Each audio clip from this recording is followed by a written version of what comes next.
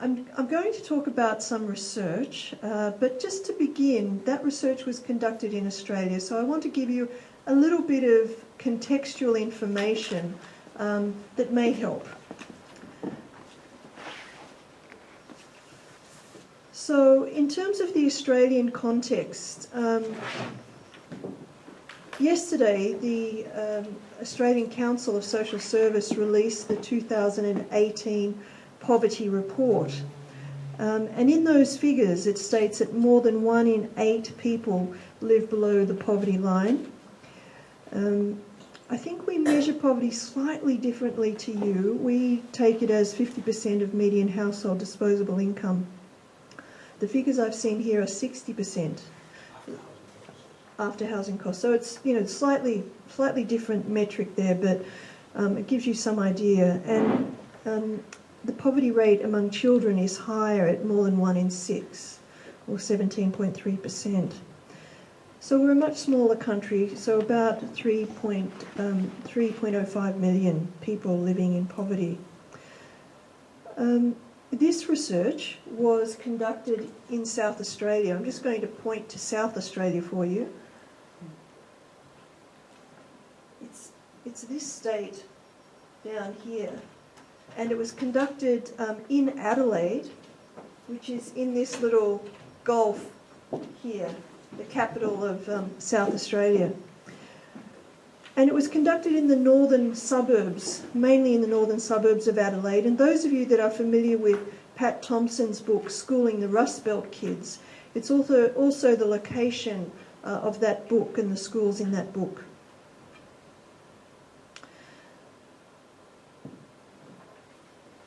So I'm talking about 4 schools in 2012 to 15. So this was research, long-term research in the schools, small number of schools, but a long stay process. The Index of Educational Disadvantage in South Australia is used to allocate resources to schools to address educational disadvantage related to socioeconomic status. That measure is, I think, very similar to the ones you have here, except a very critical component for us is the number of children who are Aboriginal or a Torres Strait Islander. So that's probably the main difference between that index and what you may have here. The school that I'm talking about is in the lowest category of that index. In terms of school selection, they were selected in collaboration with the South Australian Education Department, and they were a research partner for this research. All the schools showed promising signs of supporting students in challenging contexts, but few of the students across the 4 schools performed well on literacy tests, and this was a major concern across all the schools. And the teachers volunteered. I'll be referring to some names of teachers and schools, but they're all pseudonyms. And all the photos are actual photos of schools and teachers in the study. The teachers at Highfield, the 2 teachers that I'm going to talk about, they were operating under what's called a literacy agreement. And each school was responsible for piecing together its literacy agreement. This is the one from Highfield. It contained a whole lot of ideas about literacy and how to improve literacy, and the teachers were required to do certain amounts of literacy every day and so on.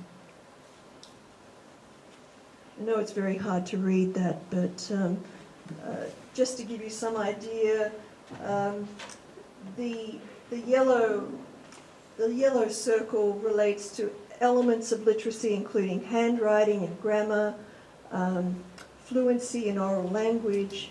The red circle relates to practice and includes text types and forms of accelerated literacy. And then the outer circle relates to various principles, high expectations for achievement and so on. So this was the literacy agreement for Highfield.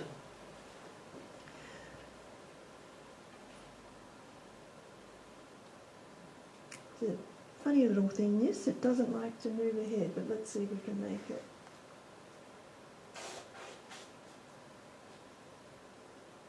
Okay. All right, so what I'm going to do now, that's the research, just a brief overview, introduction to the research. Now I'm going to focus on two teachers, Susie and Alicia. I just want to introduce you briefly to them and then to talk a little bit about what I think we can learn from their practice in challenging contexts. So let's start with Susie. Susie was the reception teacher. And I was first drawn to Susie by a group of family members and children of all ages standing outside Susie's class before the school bell went. I was standing outside the school building also waiting to get in. And there was this group outside this one classroom. Now, I know the context is a little bit different in Australia and here in some schools where you actually can't get that close to some classrooms.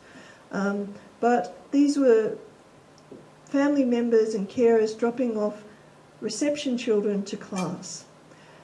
And they all just sort of tumbled into the classroom, and I kind of tumbled in with them because it looked interesting and there was nothing else happening in the school. And what I tumbled into was a hive of activity, a hive of literacy activities. The adults and the children in the room dispersed throughout the classroom. They all knew what they were doing. They sat down quickly and were quickly engaged in a range of literacy activities.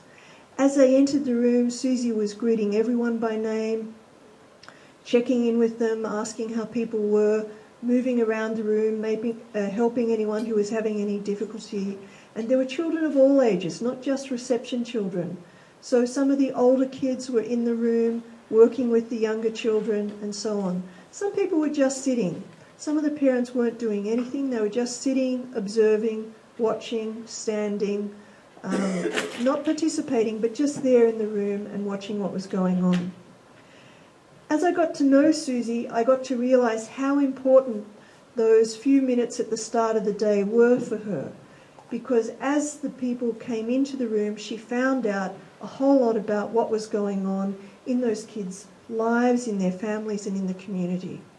It was a great source, a rich source of information for her. And exchange. She also gave back information. She was letting people know about how the children were doing, how great they were doing, all the improvements, things that she was really delighted about their progress and so on. Making suggestions for what they might do at home and making sure they had the resources and the ideas about how to support literacy at home. A little bit of pressure, but a lot of support. And that was before any formal classes got started.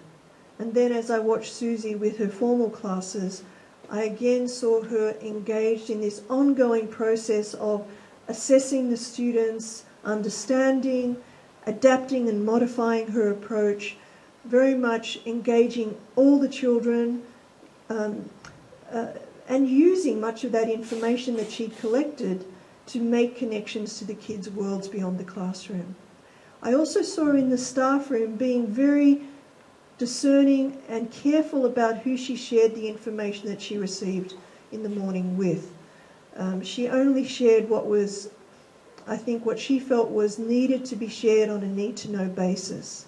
And what I came to realise was that meant that she became a trusted teacher, someone that the family members knew they could share their lives with, share information with, and not be concerned about that being spread around the staff room and other people in the community knowing about it.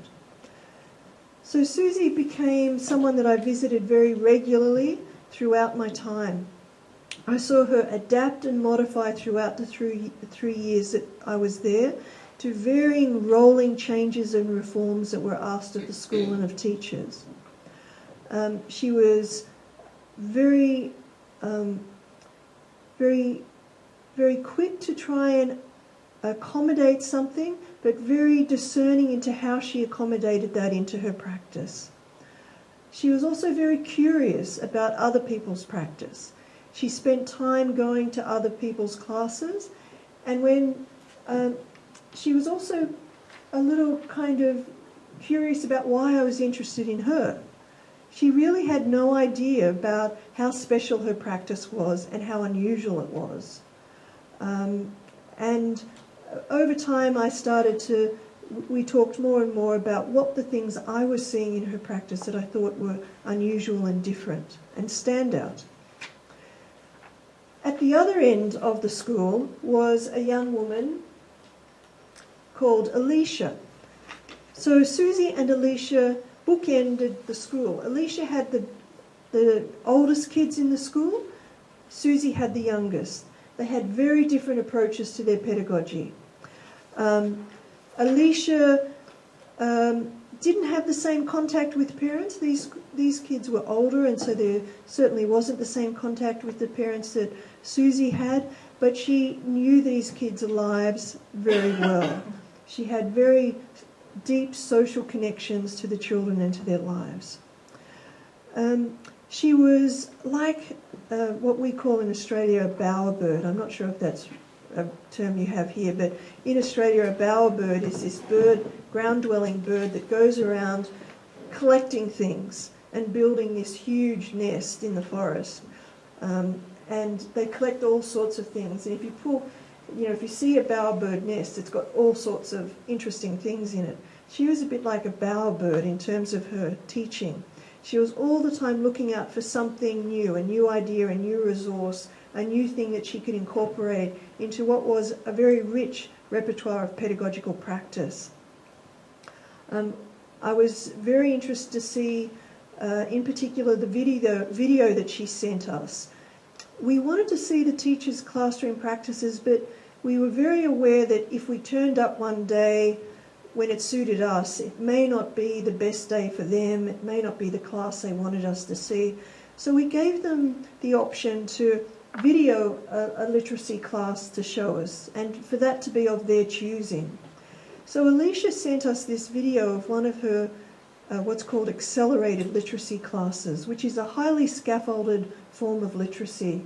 Again, I'm not sure if that's a familiar term here, but it's a process that was particularly developed for working with children whose first language is not English. It's as I said, a highly scaffolded approach, highly structured approach. And we saw one of her lessons, one of her accelerated literacy lessons, where she worked with the children to pull apart, to deconstruct and reconstruct a children's book called Tanglewood. This is her beginning the class by collecting ideas from the students, 2 columns, what's this text about and what this text makes you think about. And what we saw in this interaction throughout this lesson was Alicia collecting information and doing something with it. Like the children were keen to volunteer what they had, volunteer their ideas. She was engaging with what they had to say, incorporating it into the sort of collective knowledge about the text. Then she grouped them into very specific groups where they were given a few pages of this text, colour photocopies of the text pages, and they had 5 pages, sequential pages, but they were all mixed up. And they had to, in small groups, put them into the correct order and then practice reading their section of the text, and then they read it together as a group, and then the whole class read the text group by group after having done this process. I don't do it justice in the description, but what was very interesting to us as researchers was her continual interaction with the students and her ongoing assessment of how well they were engaging with the task and her modifying the task as we went along. So I think what's very interesting to me about Susie and Alicia, and this is where I want to begin to talk about what I think is the message for us in looking at their practice. If you walked past their classrooms, I don't think you'd think anything terribly different was going on. their classes and the techniques they used pretty much looked like any other teacher that whose classroom you might casually walk past. But they were actually doing some very different and some very interesting things. They stood out from their peers because they continually drew upon their students' cultural and linguistic backgrounds. And this was informed by their rich knowledge of the children's lives outside of school. They recognised and valued their students' interests, however mundane they might be. They designed learning tasks that demanded complex thinking and language, and they scaffolded the children's engagement with those tasks. Sometimes that was personalised to the individual level, sometimes it was at a group level. They involved the students in extended conversations around texts, problems and the focus content. And they created opportunities for the students to engage both academically and socially in the culture of learning they created in the classroom. That last part in particular, this notion of socially, they were very, very careful to ensure that all the children were included all the time, and made particular efforts in terms of grouping of the students to ensure that that social connection was maintained for all the kids. So, look, I think there are some questions that I'd like to ask with you about these teachers. I think it's possible to say, isn't this just good teaching? You know, like, so what? It's really just good teaching. And I think there's some element of truth in that. Certainly prior research has identified what good teachers look like. I've just given two examples here. Some of you may be familiar with the notion of productive pedagogies, which was produced through structured observations in almost 1,000 Australian classrooms. And we did identify in that research project some aspects of good teaching that Susie and Alicia certainly both demonstrate. They both were always challenging and supporting the students to think, to develop in-depth understanding and so on. A colleague of mine, Barbara Comer, and one of the co-authors of the book in which this research is elaborated, along with my colleague Ruth Lupton sitting at the back of the room. So the research is part of, is the topic of the book, and there are some flyers on the table if you'd like to think about reading that book in more detail. So Barbara Comer, who is a literacy expert, she identifies 5 kinds of teachers' work, and I find this incredibly helpful, these 5 kinds of teachers' work, particularly when I'm working with initial teacher education students and trying to unpack teachers' work with them. And Susie and Alicia demonstrate very well all 5 types of teachers' work. The pedagogical nature of teachers' work, the relational nature, the interpretive nature, the institutional work, and the discursive work. So I think Susie and Alicia demonstrated these in varying ways, but knowing these qualities do not tell us how to enact and sustain such practices in classrooms. So it's one thing to say we need to engage students in substantive conversation. It's another thing to see it enacted in a classroom and to see how teachers do that, both in similar and in different ways.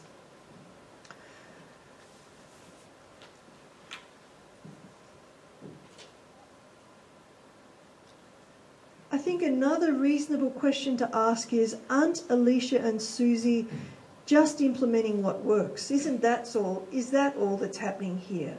You know, is their success simply about them implementing what we know works? Well, interestingly, we observed other teachers, and more commonly in the school, in fact, most of the other teachers in the schools were also implementing those literacy strategies that were on that literacy agreement that I showed you earlier on, particularly accelerated literacy, for example. We watched many teachers teach accelerated literacy, but they had very different results. Their classrooms looked very different.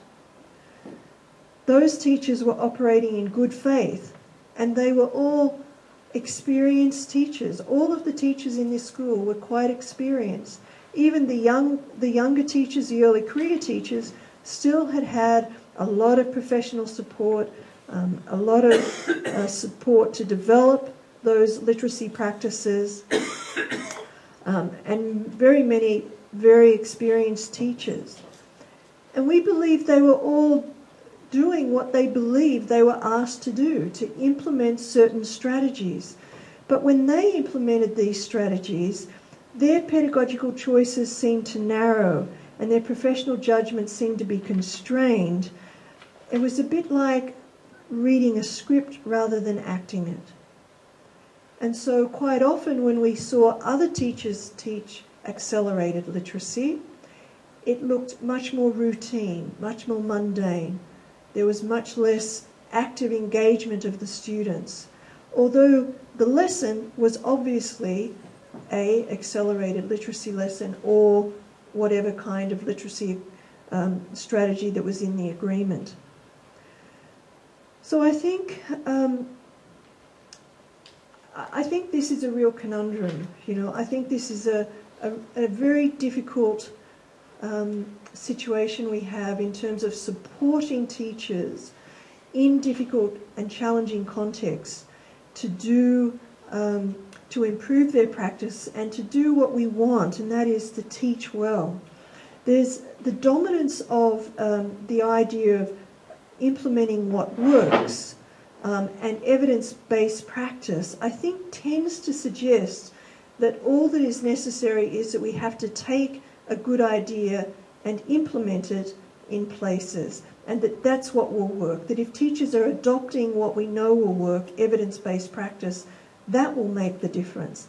But I think what we're seeing in this research is that's actually not sufficient. It may be necessary, but it's not sufficient. And our research suggests that evidence-based practice is properly determined locally.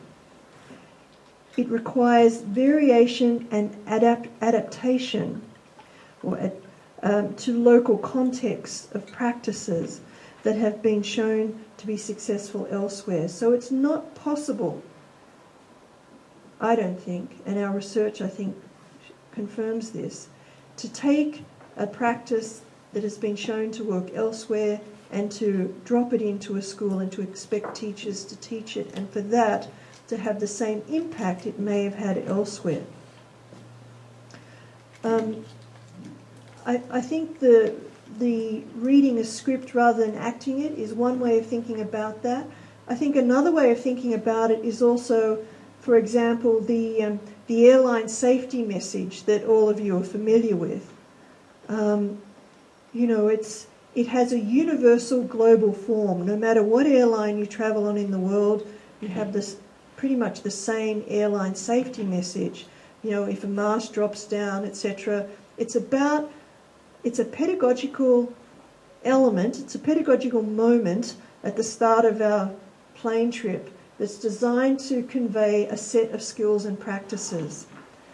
But even though those skills are very straightforward, anyone that's flown on British Airways recently would see that they've taken to a different approach using comedians to try and get across this message, because people aren't listening to the message anymore, and conveying it in a different way. And I think it's just a very nice, very small example of how even with very simple skills, adapting the message to the context is a very necessary and important part.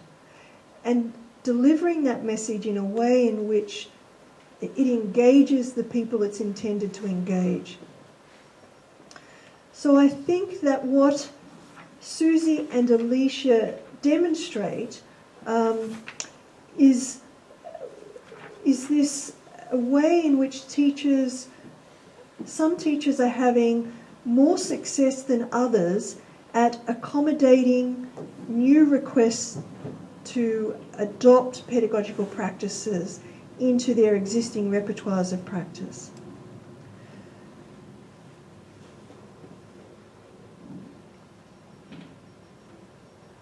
So despite the constraints and demands of their everyday working conditions, Susie and Alicia maintained a strong sense of professional identity and purpose. And this was very critical. Their bodies of work. So I think this notion of a body of work is a way of thinking about their practice. Their body of work included a coherent set of pedagogical and assessment practices, a theory of learning and how they supported it in their classroom, a well-articulated set of values about schooling and their role as teachers, a systematic approach to inquiring into the effects of their practice, a practice and theory-informed framework by which they assessed and accommodated mandated approaches within their existing repertoire of practices. I skipped over a slide and I'll just go back to it if I can.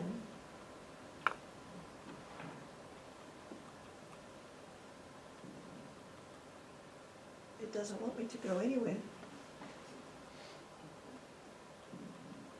No, so we'll just take that as a sign. The slide I was wanting to go back to was this elaboration of this notion of a teacher's body of work. It's an idea, again, referring to Barbara Comer's work, that she's developing, and I think it's very useful. She says, we do not usually think about teachers' practices as demonstrating a body of work. That's generally not how we think about teachers' practices, perhaps because it's so ephemeral and of the moment. Instead, we tend to assume that teachers translate theory into practice and implement policy. That's the general assumption, that their job is one of translation and implementation. However, the classroom practices that Susie and Alicia demonstrated were underpinned by rich banks of knowledge, repertoires of practice and professional experience that could well be considered their body of work, in the sense of something they were developing over their career. So I think that and this is where I'm sort of going to bring this to a close and to ask you to think about this idea, and hopefully we'll be able to have a discussion about it, its usefulness as a concept, and whether it helps you to think about the challenge for teachers in working in high poverty and high difference contexts. I think what we need to acknowledge is that all teachers have a body of work. They're not just translators or implementers. They have an existing framework of theory, research and practice that they draw upon. It's personal, it's individual, but it's also collective. I think there's also a collective body of work that can be developed in schools. But let's just focus on teachers' individual body of work. I think what our research suggests is that some of those bodies of work are more rich, robust and resilient than others. And I think that's what I'd say about Alicia and Susie, that their bodies of work are rich, robust and resilient. And they were able to maintain a sense of professional practice and identity in the face of rapid and continuous expectations and change that many of their peers weren't able to sustain. I suspect that in every school there's an Alicia and Susie and probably more. And I think that identifying those people can be quite useful. And they're not all the same. They can be quite different. And as I said earlier, to a casual observer, it might simply appear that what they are doing is the same as everybody else. So I think one of the questions, or some of the things we might ask ourselves is, how might we provide opportunities for teachers to share these bodies of work through exhibitions of practice and displays of artefacts. So quite often when we think about pedagogical practice and improving pedagogical practice, we think about adoption, translation, and improving evidence-based practice with fidelity.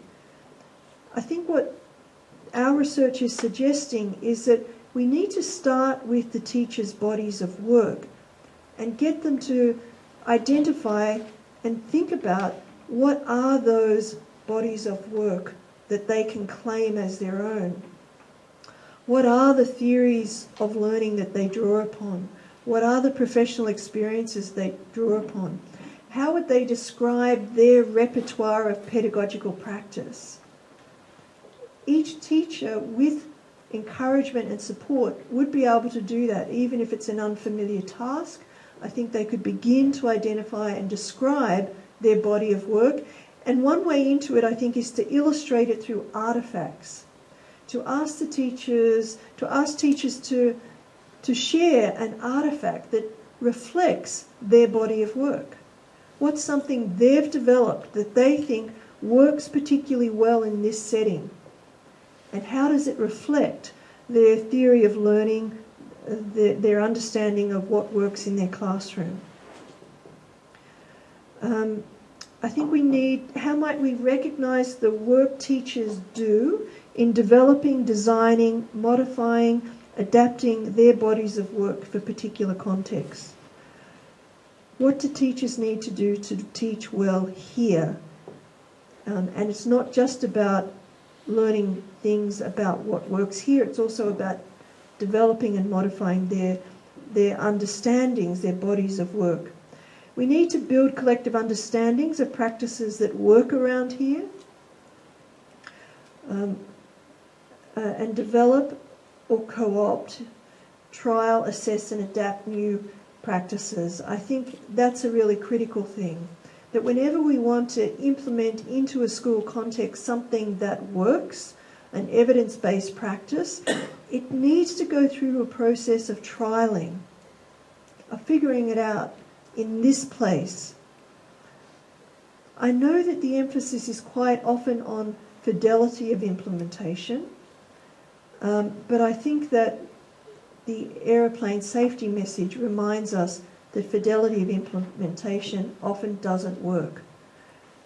Even the simplest of messages related to the simplest of skills need to be continually adapted and modified if they're going to engage people in different contexts. And we need to consult young people, their families and caregivers in developing these understandings. These are things that we need to do as a community with parents and caregivers and children as well. You know, what's the feedback they can give us on what's working for them? So I'll hand over to Mel to kind of lead the discussion, but and I'm happy to talk about to discuss follow-up questions with you. But first of all, in groups.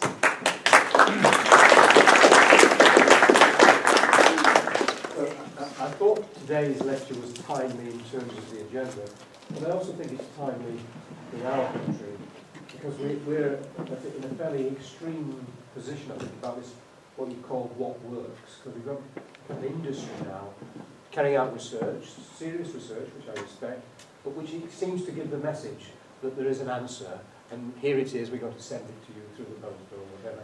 And a British researcher recently wrote, everything works somewhere, nothing works everywhere. And I think this thing about how things get adapted in particular contexts is really quite important to this. And I think the subtleties of what Deb's talked about is very illuminating. Before we have a discussion around the room, can I suggest just for a few minutes you talk to the persons on the table, big group or small group. What did that make you think about? What questions does it raise? Have you got experiences that link to the precious stories of these teachers? Just a few minutes and then we'll have a debate across the room.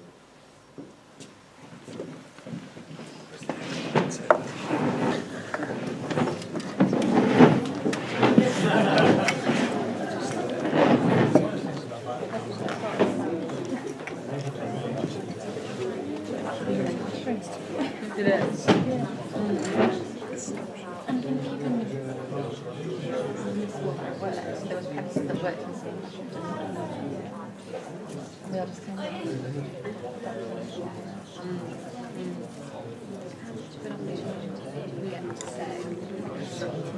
Sorry. So, plugging in with the angel on this side. Yeah, I like about context, because I think we think about that a lot, but how do we get people to start with where they, particularly when they're doing training and things, and what you said about bringing eyes, that's a really good way to what's meaningful to you, so that takes you right to that, because you can spend hours talking about people, where are they coming from, their ideologies, and always get there. Because that makes it easier when you get to look at the teacher's practice way of everybody brings one thing that works well in your practice. Yeah. And a discussion about how do you know it works well? How do you assess that? Describe how it works within that. It did make me think back, because we've been in a classroom in a school today as part of the first place. And it just made me think about some of the things that we saw today, and so the kids we were there watching are more engaged with some things than others. And Dara and we don't know yet, because we haven't met the to what extent he's my listening, or how new he is to the sessions, how new he is to but anyway, he was really switched off when they did follow it. But what she was saying about connecting with the children and where they are, it really made me think about that. So there was no kind of, and there were a number of children who probably had English additional language, so there was no kind of, what word in your language does that? What words do you know with that word? It was just, she had some cards. So, it's for tap, it's for that. It was funny, I had a really similar one this week with a child who just moved to England in September, in reception class, doing phonics. When it's S for snake, I don't even know what snake is, let alone what S is. And I was like, why are you doing this? And then for the actions that went with it. So he moved from Spain and didn't know any of these words, so it was all... But it was interesting, this whole idea that we've got to hold on to it, that we've got to keep on it. And yes, you do, but with no context. So I wonder now, like the teacher said, who knows the word with that sound in it? How, if he would have been any more or less engaged, or if the teacher had taken the time to learn some Arabic words that began with knowing that that's his language and he was the least engaged child. Which it's just thinking it the other way around. So we have something of a discussion about this, which the person who runs the early years bit in the school is very much at the kind of, oh my God, we've got to get the children to here. And these ones aren't going to get there. What are we going to do? The phonics in year one is quite pressure to get them to a certain standard. So it's quite difficult. I think about the sound, about the word in their own language. I think that is something that's very much scripted. So you'll be following for a phonics program, and that will be the activity that will say from sound. So there won't be any kind of thought on that. That will just be an easy way of delivering it. But it's not really good enough. Oh, you're a hard task. What happens when he hasn't done the washing up properly? Because it needs to be effective, doesn't it? And if it's not working, we need to, and at least she has said about going back to assessing what's working and is it working, and if we're doing something that isn't working, it's not listening, and that happens. depends on the level, doesn't it? 'Cause it's the sort of thing, isn't it? But you wouldn't necessarily ultimately think of it if you're practicing based on a script. And no one would mention, you know what, you can just throw a word in and they might make that child more engaged, and that's what you point it out to them. That's think about doing it. When you do point it out, it's a really obvious point to make, but that's not always the... I think as a reception teacher, as a nursery teacher, you have a million things to think about. So you're always watching what's going on in different areas of the vision. So thinking of an essay is easy. There's something about sharing practice and the importance of, and some like the stuff that's a really easy. Isn't that lovely, that idea about, this is what I think I do best, I'm going to video it? Yeah, and this is just something, I had a child once and I did this and it worked really well. In our school, some teachers go observe teachers around the school, and it's like they always bring something to the table. Oh, you do it like this. They bring it into their share experiences. They kind of know what they're doing, but everybody does things differently. When you think about it, most staff meetings at school, this was my experience when I was teaching, and my experience of doing staff meetings at school are about they're about input, aren't they? They're not about We've shifted actually. Yeah, because we do a lot of them like lesson with children. So there'd be like, if there's like a maths week, we'd do like a maths lesson, and then talk about certain points like the literature lesson. We do like a literature lesson for staff and the children, and questions that as well. Okay, can I interrupt? Now, I want to try to orchestrate this a little bit so we get as many voices as possible. I'm going to come to each table and I'm going to ask somebody to say in a sentence, you can have a semicolon, what did you mainly talk about? So that Deb can get a connection with what all this means to us here in the UK. What did you mainly talk about? We mainly talked about, it's two things, starting from where the children are, rather than from where aspirational targets suggest we need to get them to, and opportunities for the teachers to share practice. Perfect. What did you mainly talk about? We were talking about the challenge of trying to persuade, convince some teachers to have the same passion and buy-in on certain things, and it's that what seems to come across is that it's how people engage students in conversation, and that comes through a passion in the classroom, perhaps, that it's a difficulty to train people in that way. Do you want to add something? No, thank you. No. What did you mainly talk about? We talked about the body of work, and there was a feeling from some people on the table that teacher education in this country doesn't necessarily teach very much about theories, but then we said that we thought it was a really interesting idea that being given the opportunity not just to be observed but to actually share your work, engage in discussion with others about your work would raise that awareness of the theories and approaches that you use, that you do actually have a body of work. We thought that was really interesting. Who are you guys talking about? We spoke about this notion of localised evidence-informed practice, and not only being localised in terms of a community, but also being localised in the sense that our strategy might work with a different teacher, with a different student, and being local right down to that level. And then we sort of finished by asking the question about this body of knowledge, and what are the different bodies of knowledge that we need our best teachers to understand, so they can interpret what actually works in the classroom. Was there another trio? Another trio? What are you talking about? We talked about, I mean, it's difficult because obviously we're just getting the research findings, but it was overwhelming that a lot of this had a lot to do with the personality of the teacher. And that's something actually that you can't, so like that gusto in the way that they enact it, you can't, some of that you can't teach, but what we were then saying is that like the curriculum, the content is vital, so that at least those people who are reading from the script rather than acting the script, are reading from the right script.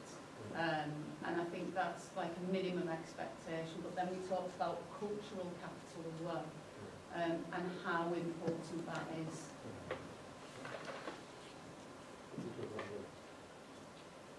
We kind of were looking at that as well, and thinking about the subject knowledge and the content of how maybe teacher educators deliver a script, and that we sometimes encourage that delivery in the script, particularly if there isn't confidence in the subject knowledge.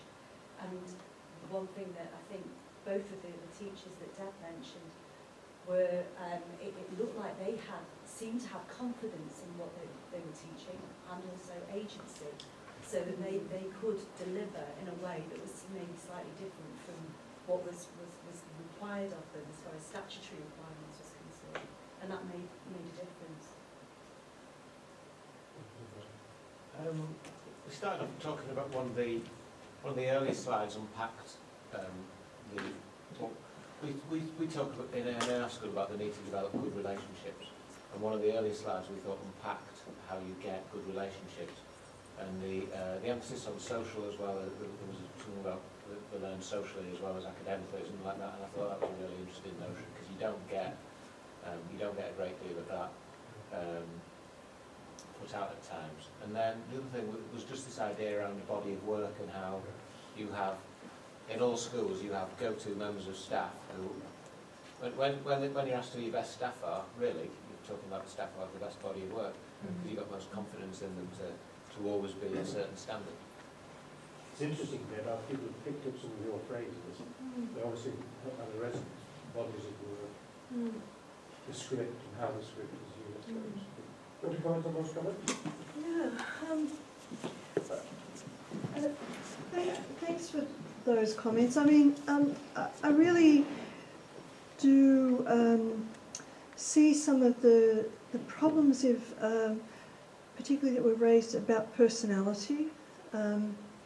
I mean, when I think about Susie and about Alicia, they certainly weren't the kinds of teachers who are like all singing, all dancing. Do you know, like and I really want to emphasise, when you walked past their classrooms or even went into them, what they were doing looked terribly ordinary. And I found that very reassuring, that they seemed to be using very commonly seen practices, but it was what they were doing with those practices that was different. And it's sometimes very hard to describe. I certainly think some people mentioned confidence and agency. I think that was very much a part of what they felt. I think they felt a real confidence in their own ability to respond to the students that were in front of them. They didn't seem fearful of being able to support the learning of any child that walked through the door, but they didn't know how to do it straight up. You know, like, it wasn't that they were confident in a kind of a, you know, what we would say a cocky kind of way, that they didn't need to figure it out. They would, and I would see them figuring it out. So their interpretive practice on a daily basis was about trial and error with the children. And they all had, you know, they had big classes, 30 kids at least. And there was that confidence in their ability to interpret, to get to know and to figure out. And I think that's partly why, particularly for Susie in the reception class, that's why that 10 minutes before school was so important, because it gave her a huge amount of information that helped her in that figuring out process. I really like the notion of reading from the right script, and I do think that is an important idea, that you know, there are some messages, there are some key messages that we need to be in agreement about, particularly in a high poverty, high difference context, that, you know, we simply, there's really no place for some of the language that doesn't support these kinds of practices. You know, there needs to be this strong engagement with community. You know, all of those things I put up there earlier about, if I can just, if it will cooperate and go back to it.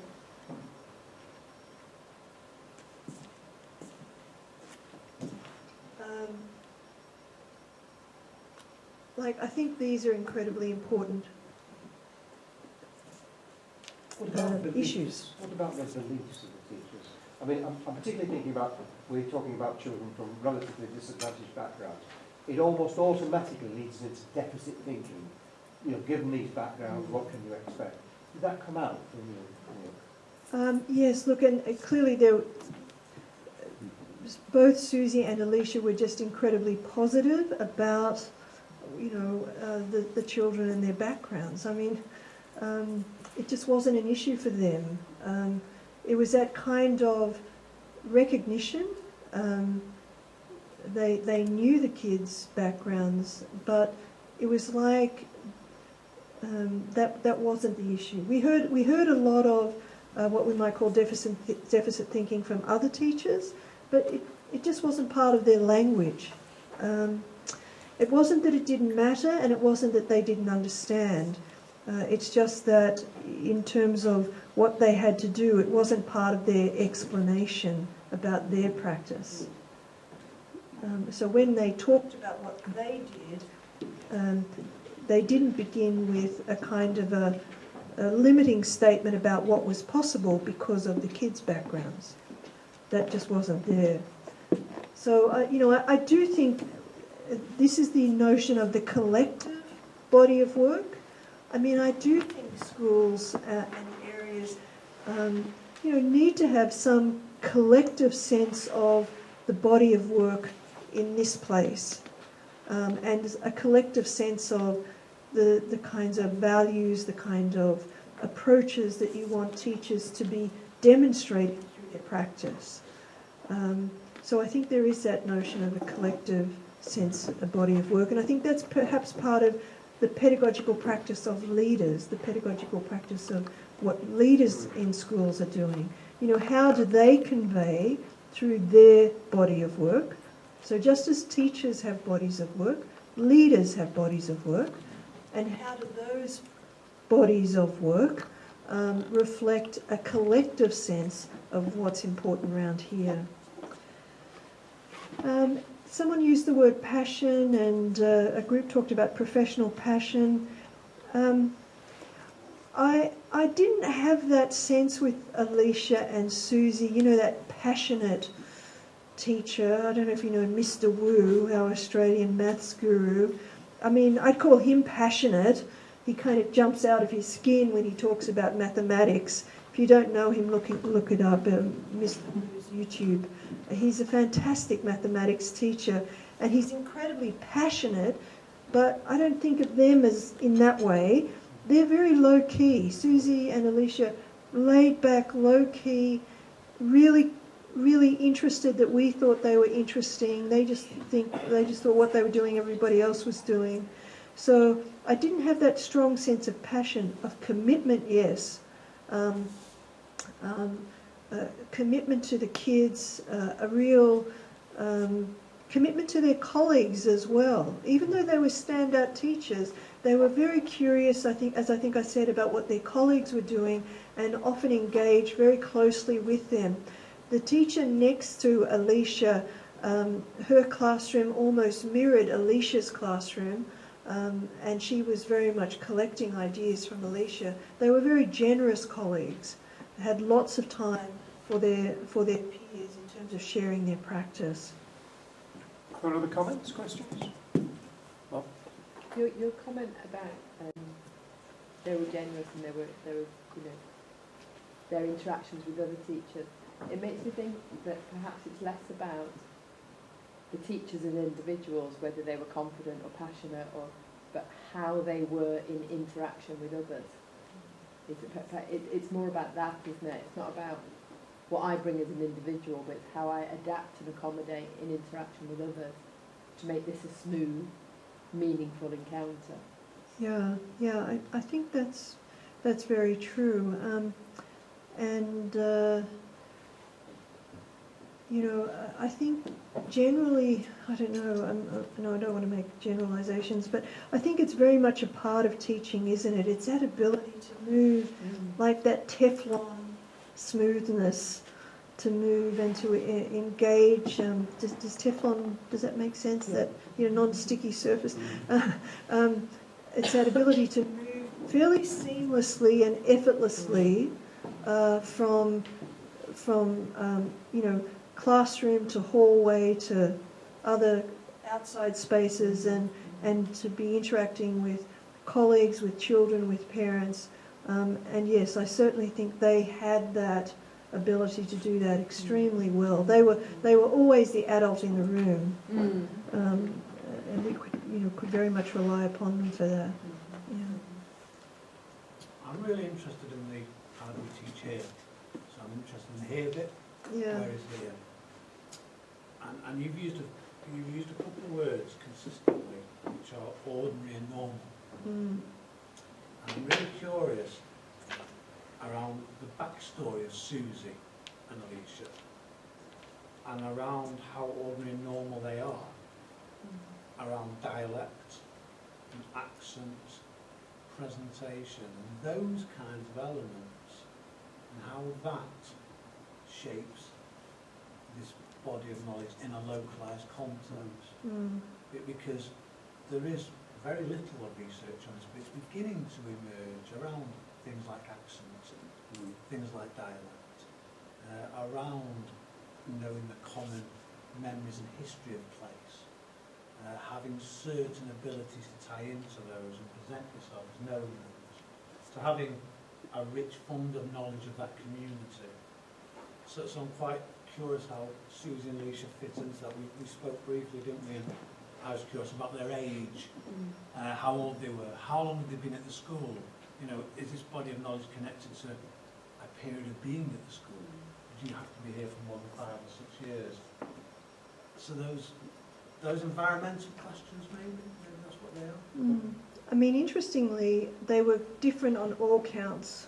You know, in terms of Susie was older, Alicia was younger. Susie had been there a long time, Alicia not so long.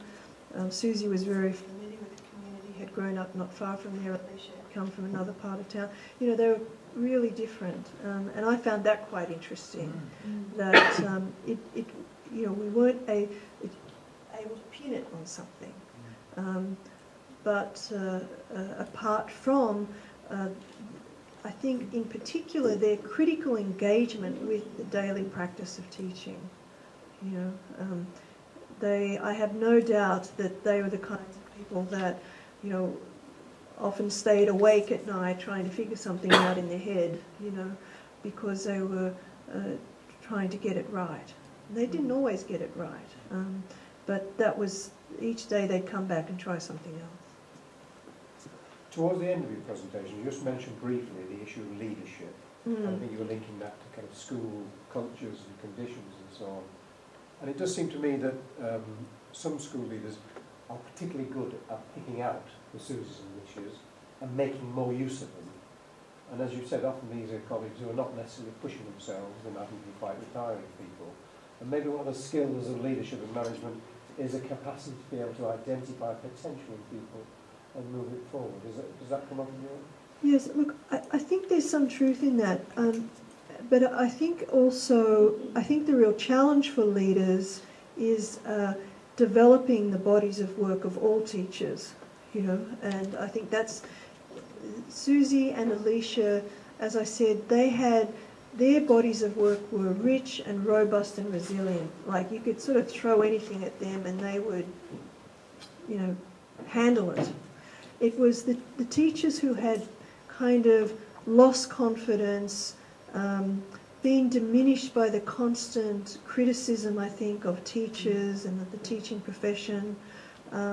It was the teachers who had really kind of accepted a lot of what's said about teachers, you know, that they don't do their job terribly well, they need strong, better professional learning and all of that, you know, those teachers had kind of accepted that in some way and handed over some of their professional judgment to, you know, the adoption of practices that were supposed to work.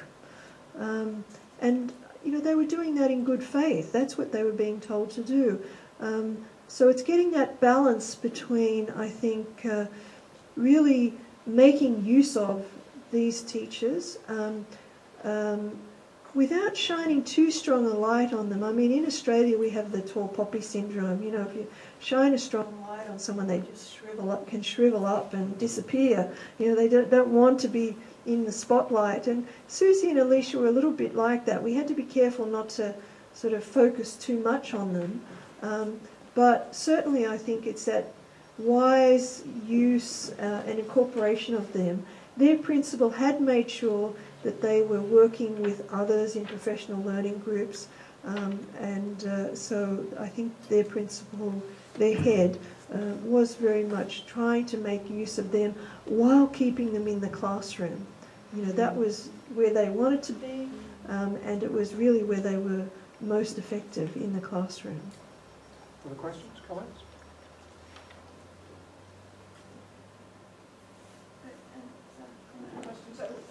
We've really connected with this idea of a body of work, particularly in thinking about high poverty context, because I mean, certainly my sense is that teachers in high poverty contexts are often not recognised for the complex, difficult work that they do, because their schools are under pressure and often criticise, we're picking up on that then. So it's easy for them to lose their professional context. In fact, my colleague here was saying she went from a less well-rated school into an outstanding school. She was expecting to see all these rich and wonderful pedagogical practices, and in fact those teachers were probably doing their practice properly, you know, didn't have to be so, you know,